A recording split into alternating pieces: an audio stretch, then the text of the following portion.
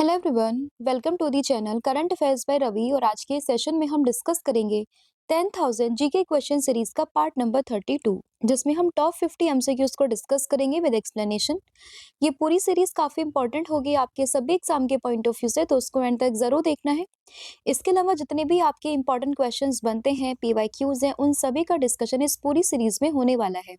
अब इसमें आपको क्या क्या मिलेगा, क्या क्या इसके फीचर्स है, वो अब हम डिस्कस कर लेते हैं। तो देखिए, ये है आपका 10,000 क्वेश्चन का जीके जीएस का एमसीक्यू बैच, जो कि कंप्लीटली रवि सर के नोट्स यहाँ पर है। इसमें आपको जीके जीएस का पूरा सिलेबस मिलेगा। कैसे आप जीके जीएस को करंट अफेयर से रिलेट कर सकते हो, वो भी हम यहाँ पर समझने वाले हैं। इसके अलावा आपके एग्जाम में 95% से ज्यादा क्वेश्चंस आपको इन्हीं नोट्स और इन्हीं वीडियो से देखने के लिए मिल जाएंगे। अब दो इंपॉर्टेंट फीचर्स यहाँ पर ये है। पहला तो ये, अगर आपको इन सभी वीडियोस की वीडियो अगर आपको चाहिए, तो उसके लिए आपको यहाँ पे हमारा जो चैनल है, that is current affairs by Ravi, इसको विजिट करना है। यहाँ पर आपको डायरेक्टली इन सभी वीडियोस को आप फ्री में एक्सेस कर सकते हो। अगर आपको वीडियोस के साथ साथ इनकी पीडीएफ नोट्स, अनलिमिटेड टेस्ट, बिना किसी एडवर्टाइजमेंट के आप पूरी वीडियो को वन गो में फिनिश करना चाहते हो एंड रिकॉर्डेड वीडियोस को देखना चाहते हो, तो उसके लिए आपको हमारा एप्लीकेशन, जिसका नाम है रवि स्टडी ऐप, इसको इंस्टॉल करना है। जैसे ही आप इसको इंस्टॉल करोगे, तो आपको यहाँ पर एप्लीकेशन पे क्लासेस मिलेंगी विद डिटेल एक्सप्लेनेशन। सभी सब्जेक्ट्स आपके कवर होंगे, सारा सिलेबस आपका कवर होगा। इसके अलावा जितने भी आपके पीवाईक्यूज है, उनका भी डिस्कशन होगा। अलोंग विद दैट, जितने भी आपके रिपीटेड क्वेश्चंस है, उनको भी हम डिस्कस करेंगे। साथ ही में कंटेंट आपका बाइलिंगुअल फॉर्मेट में रहेगा, यानी कि हिंदी और इंग्लिश दोनों लैंग्वेजेस में। और यहाँ पे बेसिक से लेके हाई लेवल के सभी क्वेश्चंस का डिस्कशन इस पूरी सीरीज में होने वाला है। तो आपको क्या करना है, आपको इंस्टॉल करना है application by the name of Ravi study app. तो अब शुरू करते हैं लेक्चर को एंड डिस्कस करते हैं आज का हमारा फर्स्ट क्वेश्चन, जो कि रहेगा, निम्न में से कौन सा राज्य भारत में लोकायुक्त की संस्था स्थापित करने वाला पहला राज्य था। तो अगर हम बात करें कि लोकायुक्त संस्था को स्थापित करने वाला पहला राज्य, तो ये यहाँ पर हो जाएगा महाराष्ट्र, यानी कि ऑप्शन नंबर जो डी है वो आप लोगों को ध्यान रखना है।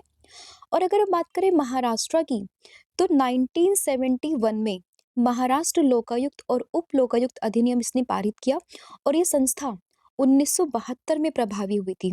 तो अगर आपसे पूछे कि कब प्रभावी हुई, तो ईयर था 1972, अधिनियम था 1971 का। और अगर हम बात करें कि लोकायुक्त संस्था को स्थापित करने वाला पहला राज्य, तो आपको यहाँ पे जो महाराष्ट्र है उसको ध्यान रखना है।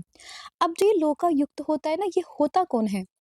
तो अगर हम बात करें लोकायुक्त की, तो राज्य के लोक सेवकों के खिलाफ भ्रष्टाचार, भाई भतीजावाद, ठीक है, जिसको आप नेपोटिज्म के नाम से जानते हो, और कुप्रशासन से जुड़ी शिकायतों की जांच करना, यही इस पूरे लोकायुक्त का यहाँ पे उद्देश्य होता है।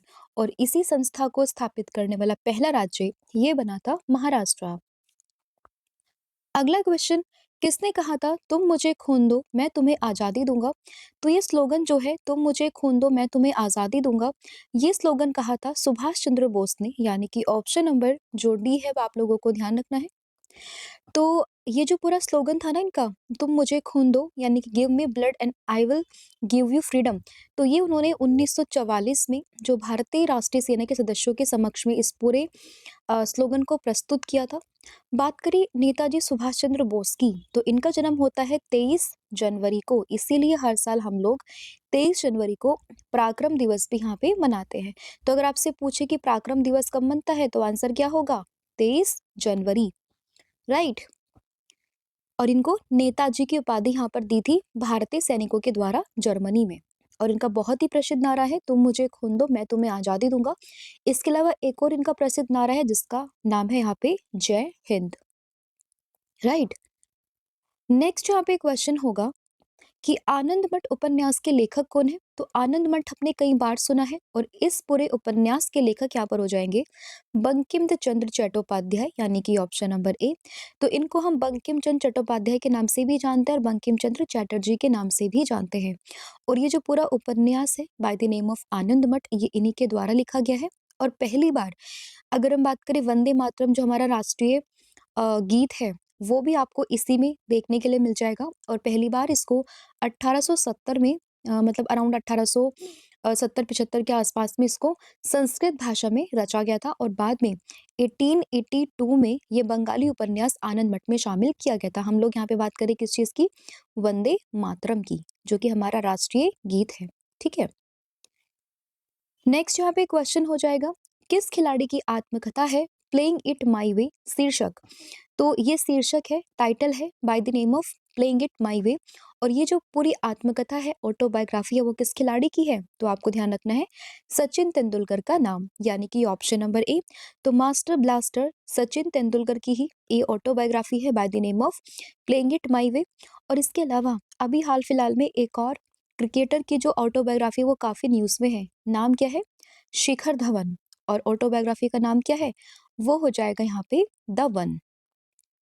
ठीक है। तो ये ऑटोबायोग्राफी के बारे में भी आप लोगों को ध्यान रखना है। नेक्स्ट क्वेश्चन होगा, भारत के संविधान का कौन सा अनुच्छेद शिक्षा के अधिकार को परिभाषित करता है? तो शिक्षा के अधिकार यानी कि राइट टू एजुकेशन, इसको प्रभावित करता है आर्टिकल नंबर 21 का ए, यानी कि ऑप्शन नंबर जो ए है वो आप लोगों को ध्यान रखना है। तो अनुच्छेद 21 ए जो कि हमारे यहाँ पे जो फंडामेंटल राइट्स है उसमें शामिल हो गया। फंडामेंटल राइट्स भाग नंबर 3 की हम लोग बात कर रहे हैं, आर्टिकल नंबर 12 से लेके 35 के बीच में। और इसी में एक आर्टिकल आता है आर्टिकल 21 ए, जिसमें कि शिक्षा के अधिकार से संबंधित प्रावधान दिए गए हैं और इसको 86 अमेंडमेंट एक्ट 2002 में जो हुआ था उसके तहत इसको यहाँ पे जोड़ा गया था। नेक्स्ट क्वेश्चन होगा यहाँ पे, निम्न में से कौन सा कारक जल संकट के लिए जिम्मेदार नहीं है, यानी कि which one of the following is not responsible for water shortages? तो पानी की कमी के लिए, पानी के संकट के लिए इनमें से कौन सा कारक यहाँ पे जिम्मेदार नहीं है? तो पहला ऑप्शन है बढ़ती जनसंख्या। तो क्या बढ़ती जनसंख्या पानी के शॉर्टेज के लिए जिम्मेदार है? तो जाहिर सी बात है, पॉपुलेशन ज्यादा होगी, वो पानी का यूज भी ज्यादा करेंगे, जिसकी वजह से अगर हम बात करें पानी की कमी हमारे धरती पे आपको देखने के लिए मिल सकती है। फिर बात करें रैपिड ग्रोथ ऑफ इंडस्ट्री, जाहिर सी बात है इंडस्ट्री जितनी ज्यादा होंगी, लोग उतने ज्यादा काम के लिए आएंगे, जितने ज्यादा काम जितना ज्यादा लोग साथ ही में उतना ही ज्यादा पानी का इस्तेमाल भी यहाँ पर होगा। तो इसका मतलब अगर इंडस्ट्री बढ़ रही है, सामान बढ़ रहा है, सामान बन ज्यादा रहा है और उसमें पानी भी आपका ज्यादा ही इस्तेमाल होगा। फोरेस्टेशन यानी कि वन रोपण, क्या पेड़ लगाने से पानी में कोई कमी आएगी? नहीं। पेड़ अगर आप लगाते हो तो वो तो पर्यावरण के लिए काफी अच्छे हैं। ठीक है। तो वन रोपण से कोई भी जल संकट नहीं होता। फिर थर्ड है mismanagement of the water resources. तो जाहिर सी बात है, जब आप पानी को अच्छे से नहीं रखोगे, उसका प्रबंधन अच्छे से नहीं करोगे, मैनेजमेंट अच्छा नहीं होगा, तो एक टाइम पे ऐसा होगा कि जो पानी है उसकी कमी आपको देखने के लिए मिलने शुरू हो जाएगी। तो इसलिए फर्स्ट, सेकंड एंड फोर्थ ये तो जिम्मेदार है जल संकट के लिए, लेकिन जो थर्ड ऑप्शन है वन रोपण, वो पानी के संकट के लिए जिम्मेदार नहीं है। तो इसमें ऑप्शन नंबर जो सी है वो आप लोगों को ध्यान रखना है। नेक्स्ट यहाँ पे क्वेश्चन होगा, यजुर्वेद में यजुर शब्द का अर्थ क्या है? तो यजुर्वेद में यजुर शब्द की अगर हम बात करें तो इसका अर्थ आप लोगों को ध्यान रखना है किस चीज से होगा? सेक्रीफाइस से, त्याग से, यानी कि बलिदान से। तो उसमें ऑप्शन नंबर जो सी है वो आप लोगों को ध्यान रखना है। तो यजुर्वेद में यजुर शब्द का मतलब क्या होगा? ये हो जाएगा यहाँ पे बलिदान या फिर त्याग। और हमारे पास जो 4 वेद है जिसमें कि आपके ऋग्वेद, अथर्ववेद, सामवेद, यजुर्वेद, उसमें से सबसे पुराना वेद कौन सा है? ऋग्वेद है।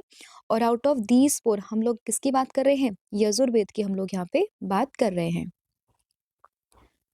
नेक्स्ट यहाँ पे क्वेश्चन होगा, भारत का राष्ट्रीय प्रतीक किस सम्राट के द्वारा निर्मित सिंह स्तंभ से, यानी कि लॉयन कैपिटल से लिया गया है? तो अगर हम बात करें भारत का राष्ट्रीय प्रतीक, ये हम लोगों ने लिया है कहाँ से? जो मौर्य सम्राट अशोक के द्वारा बनवाए गए सारनाथ के सिंह स्तंभ से। तो उसमें ऑप्शन नंबर ए आप लोगों को ध्यान रखना है। तो मौर्यन सम्राट रह चुके हैं अशोक, उन्हीं के ही द्वारा बनवाए गए जो लॉयन कैपिटल का ये है सारनाथ में, उसी से ही यहाँ पर ये पूरा जो राष्ट्रीय प्रतीक है वो हम लोगों ने लिया है। तो उसमें ऑप्शन नंबर ए आप लोगों को ध्यान रखना है। फिर यहाँ पे क्वेश्चन होगा, संयुक्त राष्ट्र विश्व पर्यावरण दिवस ये कब मनाया जाता है?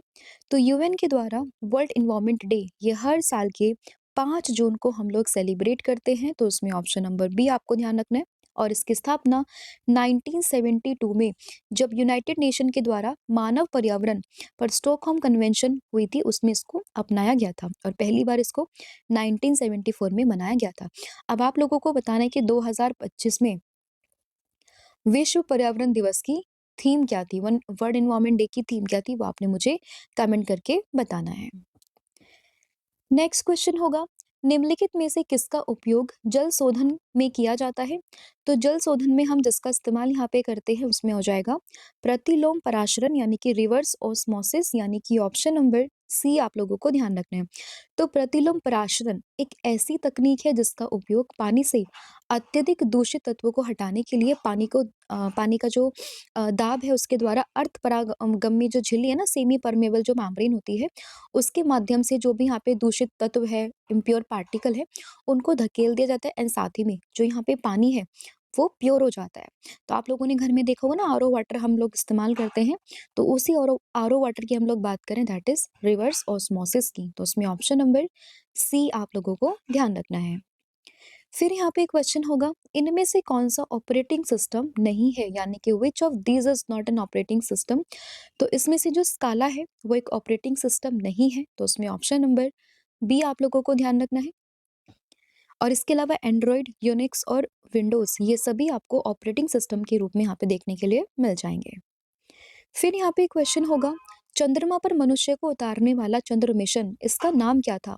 तो चंद्रमा पर मनुष्य को उतारने वाला जो चंद्र मिशन था, इसका नाम था अपोलो 11, यानी कि ऑप्शन नंबर जो बी है वो आपको ध्यान रखना है।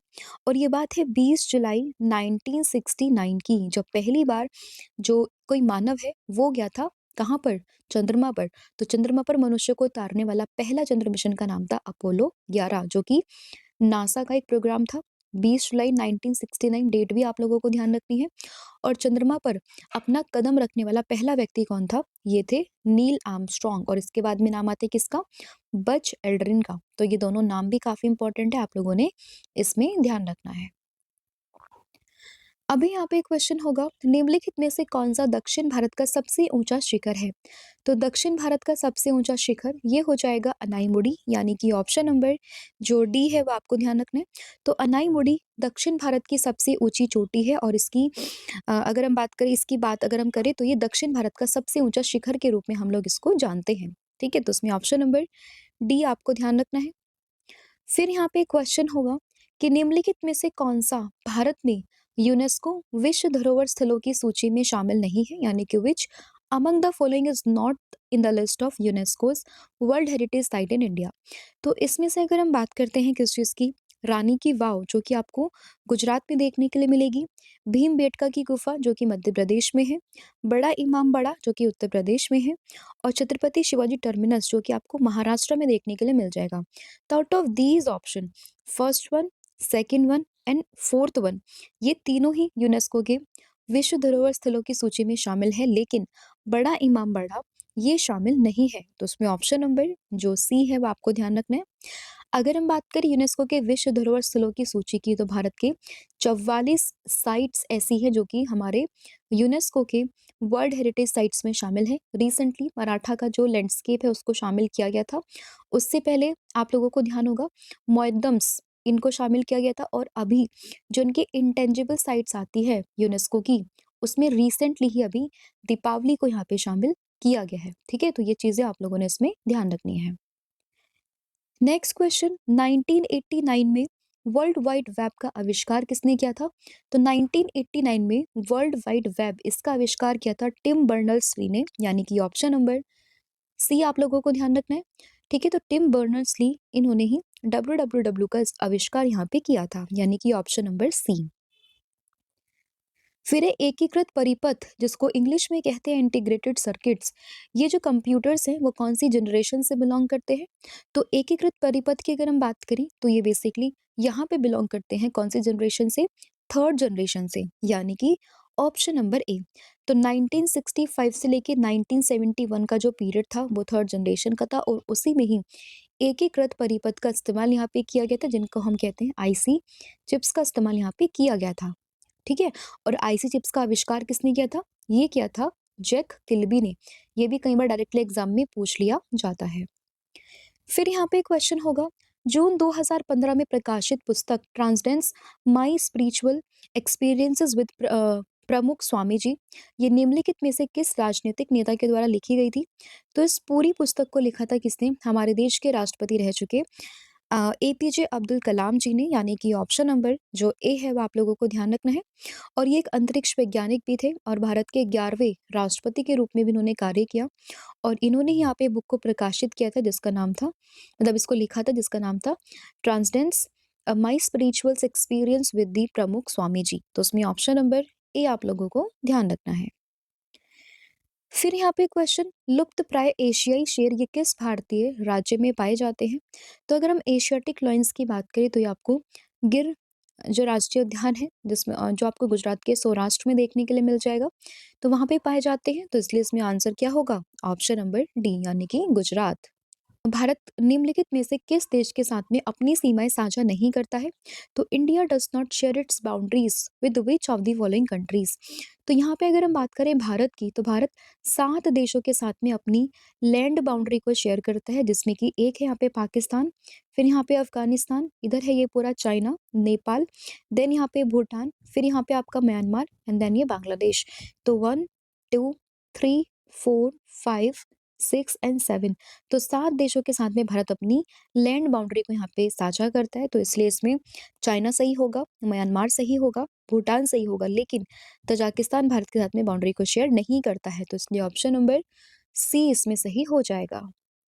नेक्स्ट क्वेश्चन, तमिलनाडु के महाबलीपुरम में स्थित स्मारकों के समूह का निर्माण किसके द्वारा किया गया था? यानी कि the group of monument eight Mahabalipuram in Tamil Nadu was built by home. तो इनका जो निर्माण था वो करवाया था पल्लव राजाओं ने, यानी कि ऑप्शन नंबर जो डी है वो आप लोगों को ध्यान रखना है। तो 7वीं 8वीं शताब्दी के बीच में कोरोमंडल तट के साथ चट्टान से इसको घेरा गया था। किस चीज़ को? महाबलीपुरम के जो ये पूरे स्मारक है वो आपको तमिलनाडु में देखने के लिए मिलेंगे और इसको बनवाया था पल्लव राजाओं ने। फिर डेटा प्रोसेसिंग में जो सैप है इसका मतलब क्या होता है? तो सैप की अगर हम बात करें तो इसका मतलब ये हो जाएगा यहाँ पे क्या? सिस्टम एप्लीकेशन एंड प्रोडक्ट, यानी कि इसमें आंसर क्या होगा? Option number A, system application and product. तो इसमें ऑप्शन नंबर जो ए है वो आपको ध्यान रखना है। और सैप की अगर हम बात करें तो बेसिकली ये व्यापार डेटा प्रक्रियाओं के प्रबंधन के लिए सॉफ्टवेयर की दुनिया में एक अग्रणी निर्माताओं में से एक है। और ये भविष्य के प्रूफ क्लाउड ईआरपी समाधान प्रदान करता है, जो कि व्यापार की अगली पीढ़ी को शक्ति देगा। तो अगर आपसे पूछे सैप का मतलब, then your answer will be system applications and product, यानी कि ऑप्शन नंबर ए। फिर यहाँ पे क्वेश्चन, यूएनएफसीसीसी का पूरा नाम क्या है? तो यूएनएफसीसीसी का पूरा नाम यहाँ पर हो जाएगा United nation framework convention on climate change, यानी कि ऑप्शन नंबर जो बी है वो आपको ध्यान रखना है। अब इसमें ये कंट्रोल नहीं है, इसमें यहाँ पर ये कम्युनिकेशन नहीं है और ये यहाँ पे कम्युनिकेशन नहीं है। तो आंसर क्या होगा? United nation framework convention on climate change. तो इसमें ऑप्शन नंबर जो बी है वो आप लोगों को ध्यान रखना है। ठीक है। और यूएनएफसीसीसी को 9 मई 1992 में अपनाया गया था। तो ये भी आप लोगों को ध्यान रखना है। फिर यहाँ पे क्वेश्चन होगा, निम्नलिखित में से किस अनुच्छेद में भारत के राष्ट्रपति की शपथ और प्रतिज्ञान ये ली जाती है? तो ये आता है आर्टिकल नंबर 60 में, अनुच्छेद नंबर 60 में, जिसमें कि भारतीय संविधान का जो अनुच्छेद 60 है वो बात करता है भारत के राष्ट्रपति की शपथ और प्रतिज्ञान की, यानी कि ओथ एंड अफर्मेशन की। तो उसमें ऑप्शन नंबर ए आप लोगों को ध्यान रखना है। फिर यहाँ पे क्वेश्चन होगा, बॉम्बे पुनर्गठन अधिनियम डैश इसने मतलब किस वर्ष में बॉम्बे राज्य को विभाजित करके गुजरात और महाराष्ट्र 2 राज्यों का गठन किया था?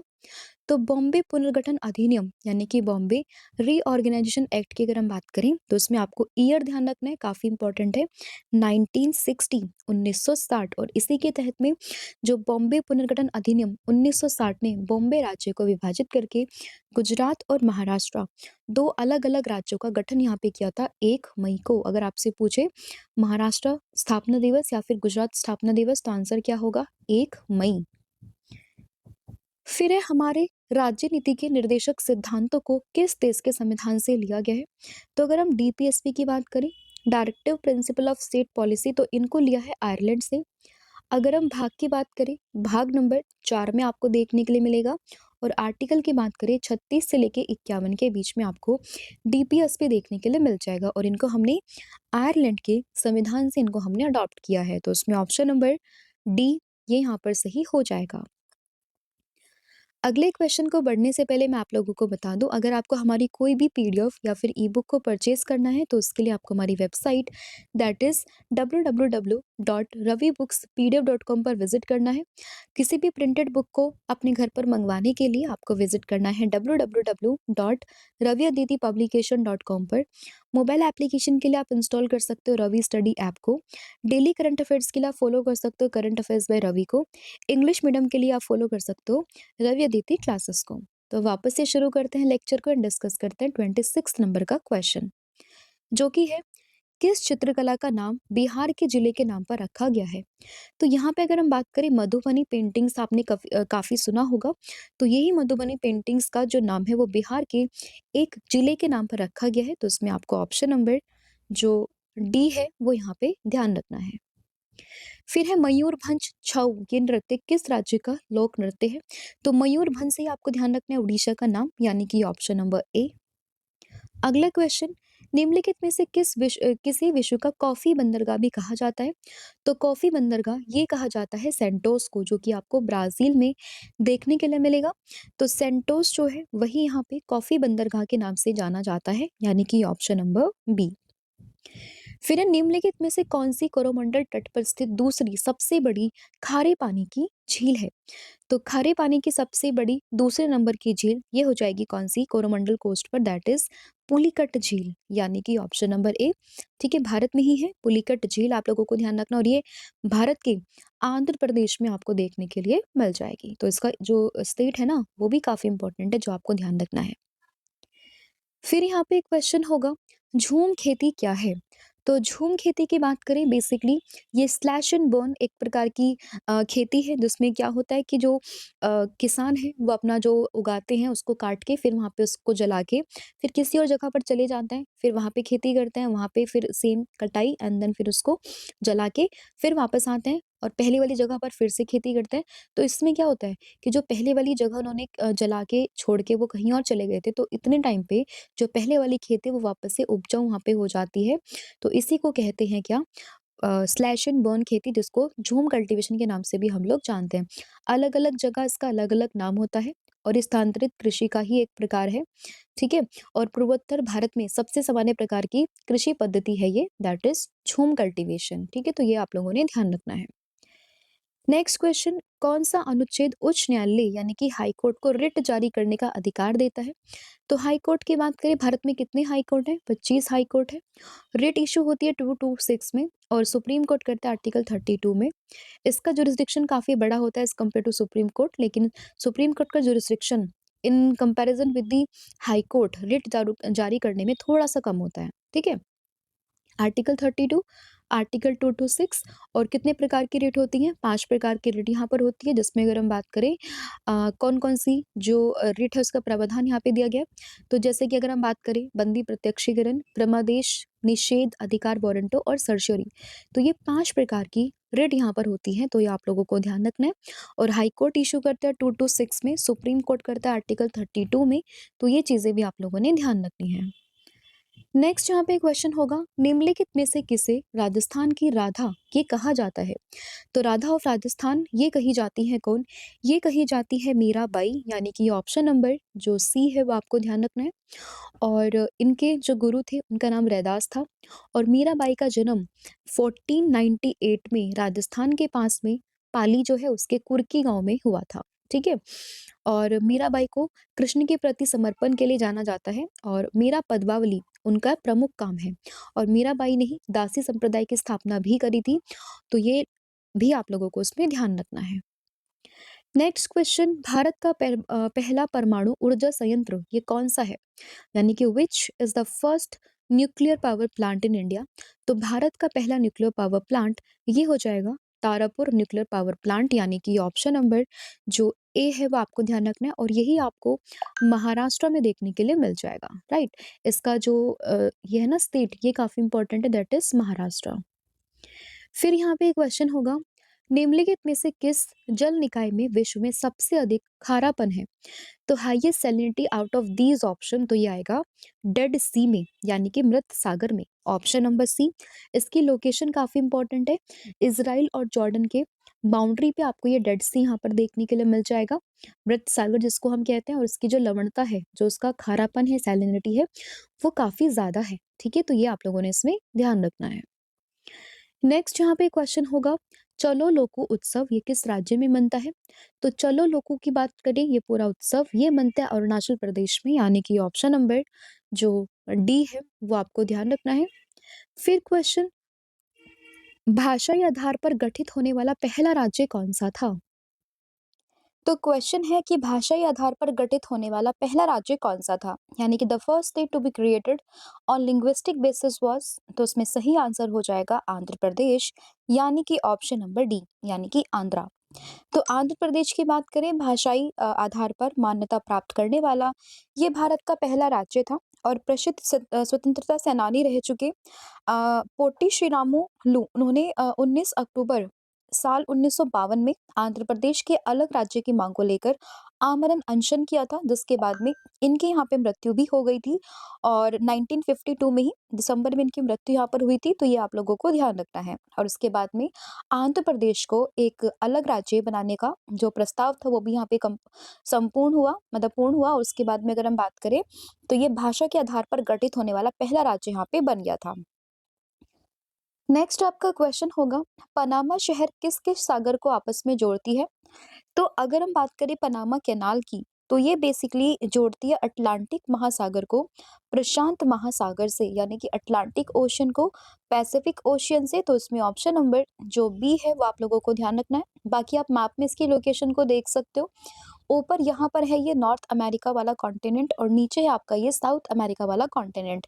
इसी के बीच में यहाँ पर आपको एक कैरिबियन आइलैंड्स देखने के लिए मिलेंगे और यहीं पर आपको एक कैनाल देखने के लिए मिलती है by the name of Panama canal, जो कि पैसिफिक को अटलांटिक ओशन से आपस में कनेक्ट करती है। तो उसमें ऑप्शन नंबर जो बी है वो यहाँ पे आपका सही हो जाएगा, ठीक है। और पनामा नहर की बात करें, अब पनामा कैनाल में पनामा नहर है, इसको साल 1914 के दौरान इसको खोला गया था और 1881 में फ्रांस के द्वारा इसका निर्माण शुरू किया गया था और बाद में 1904 में इसे जो है अमेरिका को सौंप दिया गया था। नेक्स्ट यहाँ पे क्वेश्चन होगा, संस्कृत कृतियों रत्नावली, प्रियदर्शिका और नागानंद का श्रेय ये किसे दिया जाता है? तो who is credited with the Sanskrit works like Ratnavali, Priyadarshika and Nagananda या नागनंदा। तो ये जो पूरे यहाँ पे एक श्रेय दिया जाता है वो दिया जाता है किसको? हर्ष को। तो हम लोग यहाँ पे बात कर रहे हैं हर्षवर्धन की, यानी कि ऑप्शन नंबर सी, ठीक है।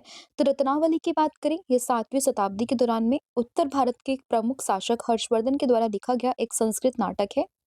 और इसके अलावा ये तीनों ही जो पुस्तक है ना, रत्नावली हो गया, प्रियदर्शिका हो गया, नागानंद हो गया, ये तीनों ही संस्कृत लैंग्वेज में और उनको यहाँ पे हर्षवर्धन के द्वारा लिखा गया था।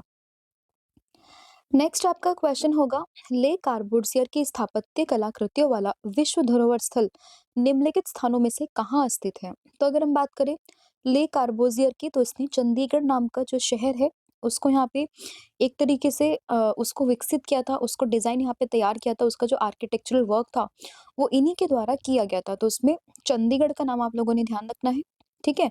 तो ली कार्बूसियर के आर्किटेक्चरल कार्य में प्रसिद्ध फ्रांसीसी स्विस वास्तुकार द्वारा इसको डिजाइन किया गया और ये जो पूरी जगह है वो भारत का जो यूनेस्को विश्व धरोहर स्थल है ना उसमें ये शामिल है, ठीक है। तो ये आप लोगों को उसमें ध्यान रखना है। नेक्स्ट यहाँ पे क्वेश्चन होगा, 2011 की जनगणना रिपोर्ट के अनुसार निम्नलिखित में से किस राज्य में जनजातीय आबादी नहीं है, यानी कि एसटी पॉपुलेशन नहीं है, ट्राइबल पॉपुलेशन नहीं है? तो ये हम लोग बात कर रहे हैं कहाँ की? हरियाणा की, यानी कि ऑप्शन नंबर ए। ऐसा नहीं है कि और किसी स्टेट में और किसी जगह पर आपको ये नहीं देखने के लिए मिलेगा, but out of these option like in Haryana, Goa, Gujarat and Bihar, इसमें से जो हरियाणा है वहां पर आपको जनजातीय आबादी देखने के लिए नहीं मिलती है। तो इसमें ऑप्शन नंबर जो ए है वो आपको ध्यान रखना है, क्योंकि Haryana out of these option सबसे कम वन क्षेत्र वाला राज्य है और 1% भी वहाँ पे काफ़ी कम है और इसीलिए वहाँ पे जो जनजातीय आबादी है, वो भी आपको इतनी देखने के लिए नहीं मिलती। इसके अलावा सबसे ज़्यादा जो जनजातीय आबादी है, वो आपको मध्य प्रदेश राज्य में देखने के लिए मिल जाएगी, ठीक है? तो ये आप लोगों को इसमें ध्यान रखना है और मध्य प्रदेश में भी सबसे ज़्यादा आपको जो भील जनजाति है, वो देखने के लिए मिलती है। नेक्स्ट यहाँ पे क्वेश्चन होगा, कि जांग तोपा अनुष्ठान या जिसमें मृत व्यक्ति की अस्थियां एकत्रित की जाती है, वो निम्नलिखित में से किस जनजाति के द्वारा मनाया जाता है? तो जांग तोपा अनुष्ठान की अगर हम बात करें तो इसको ये मनाया जाता है मुंडा जनजाति के द्वारा, यानी कि ऑप्शन नंबर जो ए है वो आप लोगों को ध्यान रखना है। तो मुंडा जनजाति के द्वारा ही जो जांग टोपा अनुष्ठान है वो यहाँ पर किया जाता है और ये इनका अंतिम संस्कार होता है। और मुंडा शब्द का मतलब होता है एक तरीके से हेडमैन, और मुंडा शब्द को ये लिया गया है कहाँ से? संस्कृत भाषा से। और मुंडा जनजाति आपको जो झारखंड है, उड़ीसा है, पश्चिम बंगाल है, इन सभी स्टेट्स में आपको देखने के लिए मिल जाएगी। और इनकी जो मुख्य भाषा होती है ना मुंडा लोगों की, वो मुंडारी भाषा होती है। नेक्स्ट यहाँ पे क्वेश्चन होगा, निम्नलिखित में से कौन से कारक भारत के उत्तर पश्चिमी भाग में शीत ऋतु के दौरान में वर्षा का कारण बनते हैं? यानी कि which are the following causes of rainfall during winter in north western part of India? तो north western part of India में जो यहाँ पे एक तरीके से साधन बनता है वर्षा का, वो कौन सा बनता है? वो बनता है पश्चिमी विक्षोभ, यानी कि जो वेस्टर्न डिस्टर्बेंस की हम लोग यहाँ पे बात कर रहे हैं। तो इसमें ऑप्शन नंबर जो डी है वो यहाँ पे सही हो जाएगा। तो अगर हम बात करें पश्चिमी विक्षोभ की, तो ये भारत के उत्तर पश्चिमी भाग में सर्दियों के दौरान में वर्षा के लिए जिम्मेदार है। और पश्चिमी विक्षोभ यूरोप और अटलांटिक महासागर के निकट जो मध्य अक्षांश वाला क्षेत्र है ना, वहां से उत्पन्न होता है। और इसकी अगर हम बात करें, यही एक कारण बनता है भारत में जो है शीत ऋतु का। ठीक है, तो ये आप लोगों को ध्यान रखना है। नेक्स्ट यहाँ पे क्वेश्चन होगा, निम्नलिखित में से कौन सा अधिनियम मॉन्टेगू चेम्सफोर्ड रिपोर्ट्स पर आधारित था? यानी कि which of the following act was based on Montagu Chelmsford report? तो यहाँ पे आपको ध्यान रखना है भारत सरकार अधिनियम 1919 के बारे में, यानी कि गवर्नमेंट ऑफ इंडिया एक्ट 1919 जो की बात करता है किस चीज को लेके? मॉन्टेगू चेम्सफोर्ड रिफॉर्म्स के बारे में। तो उसमें ऑप्शन नंबर जो सी है वो आप लोगों को ध्यान रखना है। और इस अधिनियम के दौरान में भारत भारत के जो सचिव थे वो कौन थे? वो थे एडविन मॉन्टेस्क्यू, और वहाँ के जो वायसराय थे वो थे लॉर्ड चैम्सफोर्ड। और उन्हीं के आधार पर यहाँ पर एक जो रिपोर्ट तैयार की गई थी, that is Montagu Chelmsford report 1919। Next यहाँ पे क्वेश्चन हो जाएगा, निम्नलिखित में से डैश जस्ता का कार्बोनेट अयस्क है? तो जस्ता का कार्बोनेट अयस्क की अगर हम बात करें, यानी कि among the following dash is a carbonate और ऑफ जिंक, तो इसमें आपको कैलामाइन का नाम ध्यान रखना है। तो जो कैलामाइन है वो जस्ता का कार्बोनेट अयस्क है, यानी कि कार्बोनेट और है किसका? जिंक का। तो इसमें ऑप्शन नंबर जो बी है वो आप लोगों को ध्यान रखना है। और जिंक कार्बोनेट का फॉर्मूला क्या होता है? तो जिंक कार्बोनेट का फॉर्मूला होता है ZnCO3। नेक्स्ट यहाँ पे क्वेश्चन होगा, प्रकाश संश्लेषण का अंतिम उत्पाद क्या है? तो प्रकाश संश्लेषण का अंतिम उत्पाद ये क्या हो जाएगा? तो ये होता है ऑक्सीजन, यानी कि ऑप्शन नंबर जो सी है वो आप लोगों को ध्यान रखना है। जब भी फोटोसिंथेसिस होता है तो वो ऑक्सीजन को यहाँ पे बनाते हैं, उसको छोड़ते हैं, और साथ ही में कार्बन डाइऑक्साइड को वो ग्रहण करते हैं। ठीक है, फोटोसिंथेसिस प्रोसेस की हेल्प से ही क्या होता है कि जो पेड़ पौधे हैं वो अपना खाना यहाँ पर बनाते हैं। ठीक है, तो ये आप लोगों को इसमें ध्यान रखना है। और इसका अंतिम उत्पाद क्या होता है? ये होता है ऑक्सीजन, यानी कि ऑप्शन नंबर सी। फिर यहाँ पे अगला क्वेश्चन होगा, भारत में शिक्षा दिवस ये किसके जन्म दिवस पर मनाया जाता है? तो अगर हम बात करें एजुकेशन डे इन इंडिया, ये बनता है मौलाना अबुल कलाम आजाद के बर्थडे पर, यानी कि ऑप्शन नंबर जो ए है वो आपको ध्यान रखना है। और हर साल अगर हम बात करें 11 नवंबर को बनता है राष्ट्रीय शिक्षा दिवस, किसकी याद में? मौलाना अबुल कलाम आजाद की बर्थडे पर। तो इसमें ऑप्शन नंबर जो ए है वो यहाँ पे करेक्ट हो जाएगा। नेक्स्ट यहाँ पे क्वेश्चन होगा, पृथ्वी के वायुमंडल में सबसे अधिक मात्रा में कौन सी उत्कृष्ट गैस पाई जाती है? तो अगर हम बात करें which noble gas is found most abundantly in the earth atmosphere, तो अर्थ के एटमॉस्फेयर में जो सबसे ज्यादा गैस यहाँ पे पाई जाती है वो कौन सी है? तो वो यहाँ पर हो जाएगी कौन सी? आर्गन, यानी कि ऑप्शन नंबर डी। यहाँ पे हम लोग बात करें नोबल गैस की, तो नोबल गैस में कौन सी है? आर्गन है। हालांकि नोबल गैस में जैसे आपका हो जाएगा helium, neon, argon, krypton, xenon, ये सभी आपकी नोबल गैस होती है जिनकी आउटर मोस्ट शेल यहाँ पे कंप्लीट होती है। और उसमें से आउट ऑफ दीज जो आर्गन है वो सबसे ज्यादा हमारे जो एटमॉस्फेयर है वहां पर आपको देखने के लिए मिल जाएगी। तो उसमें ऑप्शन नंबर डी आप लोगों को ध्यान रखना है। फिर यहाँ पे क्वेश्चन होगा, भारतीय राष्ट्रीय कांग्रेस के किस अधिवेशन में पहली बार वंदे मातरम ये गाया गया था? तो वंदे मातरम की बात करें फॉर द फर्स्ट टाइम, ये कब गाया गया था? तो ये 1896 का एक कांग्रेस का अधिवेशन था जहां पर पहली बार जो वंदे मातरम सॉन्ग है वो गाया गया था। इसको किसने लिखा है? बंकिम चंद्र चट्टोपाध्याय ने यहाँ पर लिखा है। और साथ ही में इनका जो उपन्यास है काफी फेमस आनंद मठ, जो हम इससे पहले ऑलरेडी डिस्कस कर चुके हैं, वहां पर ये शामिल है और इसको 1882 में लिखा गया था। ठीक है, इसे भारत के राष्ट्रीय गीत के नाम से हम लोग जानते हैं, जन गण मन, और सॉरी वंदे मातरम। और जो हमारा राष्ट्रीय ज्ञान है ना, दैट इज कौन सा जो राष्ट्रीय एंथम है हमारा, जन गण मन, उसको लिखा है रविंद्रनाथ टैगोर ने। तो कंफ्यूज नहीं होना है, राष्ट्रीय गीत है वंदे मातरम रिटन बाय बंकिम चंद्र चटर्जी, और राष्ट्रीय गीत राष्ट्रीय गान ये लिखा है किसने? रविंद्रनाथ टैगोर ने, जन गण मन, राइट। तो ये आप लोगों को ध्यान रखना है। नेक्स्ट यहाँ पे क्वेश्चन होगा, नील नदी का डेल्टा ये किस प्रकार के डेल्टा का उदाहरण है? तो अगर हम बात करें नील नदी का डेल्टा, तो ये आपको चापाकार डेल्टा यानी कि आर्क्यूरेट डेल्टा के रूप में आपको देखने के लिए मिलेगा, यानी कि ऑप्शन नंबर जो ए है वो आप लोगों को ध्यान रखना है। ठीक है, डेल्टा आर्द्रभूमि एक वेटलैंड होती है जो कि नदियों के रूप में बनते हैं और अपने जल और तलछट को जल के दूसरे निकाय जैसे कि समुद्र, झील या किसी अन्य नदी में खाली कर देते हैं।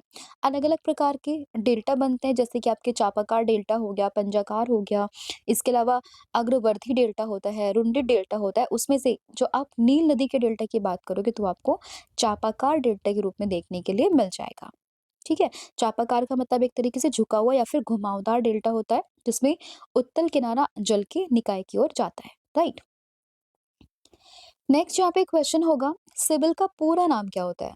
तो सिबिल आप लोगों ने कई बार सुना होगा सिबिल स्कोर के बारे में, तो उसमें जो सिबिल है ना, उसकी फुल फॉर्म होती है credit information bureau India limited. ठीक है, तो credit information bureau India limited, ये यहाँ पे फुल फॉर्म होती है किस चीज़ की? सिबिल की, यानी कि ऑप्शन नंबर जो सी है वो आप लोगों को ध्यान रखना है।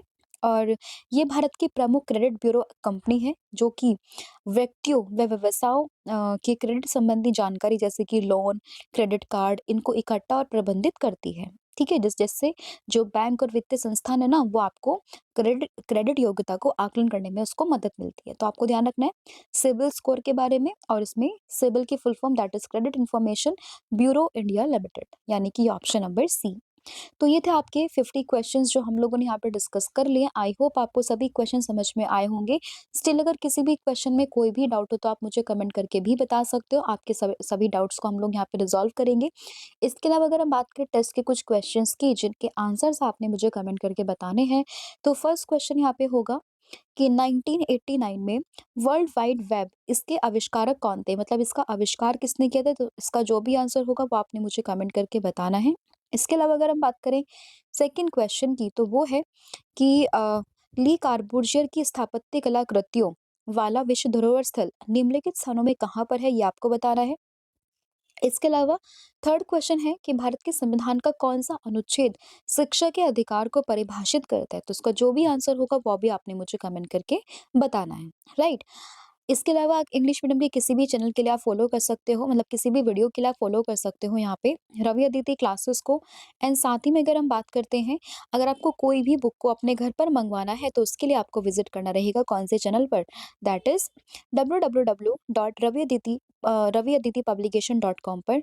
अगर आपको हमारी कोई भी पीडीएफ को, ई बुक को मंगवाना है अपने घर पर, तो उसके लिए आपको विजिट करना है www.ravibooks.pdf.com पर। इसमें आपको क्या होगा, जो भी हमारी लेटेस्ट बुक्स होंगी, ई बुक्स होंगी, वो आपको यहाँ पर मिल जाएंगी। इसके अलावा आप mobile application by the name of Ravi study app इसको भी इंस्टॉल कर सकते हो। जैसे ही आप इसको इंस्टॉल करोगे तो आपको यहाँ पे जीके जीएस का करंट अफेयर का बैच मिलेगा, साथ ही में टेस्ट सीरीज आपको मिलेगी, जीएस के नोट्स आपको यहाँ पर मिलेंगे। एंड साथ ही में अगर हम बात करें जीएस नोट्स की, ई बुक्स की, साथ ही में 25,000 क्वेश्चन की test series, free PDF test, साथ ही में करंट अफेयर के नोट्स, ये सभी आपको यहाँ पर मिल जाएंगे। एंड यूट्यूब वीडियोस भी आपको यहाँ पर मिल जाएंगी, राइट। एंड इसके अलावा अगर हम बात करते हैं, यहाँ पे आपको काफ़ी सारे फीचर्स मिल जाएंगे, तो आप इसको भी एक बार इंस्टॉल करके सभी फीचर्स को यहाँ पे अवेल कर सकते हो। अब इसके अलावा टेलीग्राम और इंस्टाग्राम पर भी आप यहाँ पे विज़िट कर सकते हो by the name of current affairs by Ravi. जैसे आप इसको विज़िट करोगे तो आपको यहाँ पे हमारे लेटेस्ट कोर्सेज़ के लिंक और जो भी हमारे पीडीएफ है वो आपको यहाँ पर अवेलेबल हो जाएँगे। जो भी अपडेट इन्फॉर्मेशन है वो भी आपको टेलीग्राम के थ्रू यहाँ पे अवेलेबल हो जाएगी। So thank you so much. Have a good day. Wish you all the very best. जय हिंद, जय भारत, जय जगन्नाथ। Thank you.